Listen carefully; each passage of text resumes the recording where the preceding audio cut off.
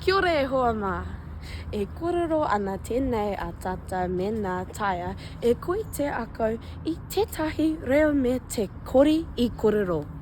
Today we will be talking about a paper that investigated whether non-Māori-speaking New Zealanders who are exposed to Māori during their lifetime have developed a knowledge of Māori phonotactics and possess a Proto-Lexicon. Have you ever found yourself recognising words in a language you don't speak? Well, in New Zealand, many non-Māori-speaking Kiwis are passively exposed to Māori language every day, in songs, on signs, and in the media. In this report, there were two different experiments done to test this hypothesis.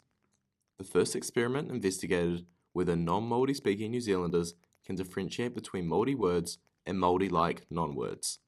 Participants in this experiment were given a list of 300 words that consisted of different frequencies, and they were told to rate their confidence if the word is a Māori word or not. They used a 1 to 5 scale, with 1 being confident that it's not a Māori word, and 5 being confident that it is a Māori word.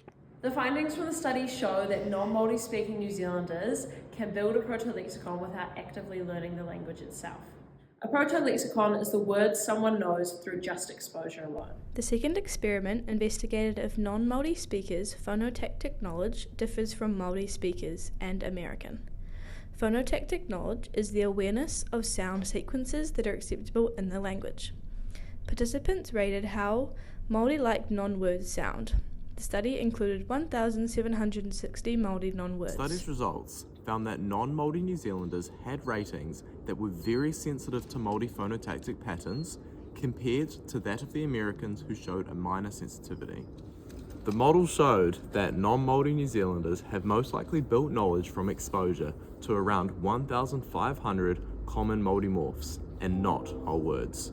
The study is significant as it provides insight and deepens our understanding of how we learn languages and how we subconsciously develop proto-lexicons.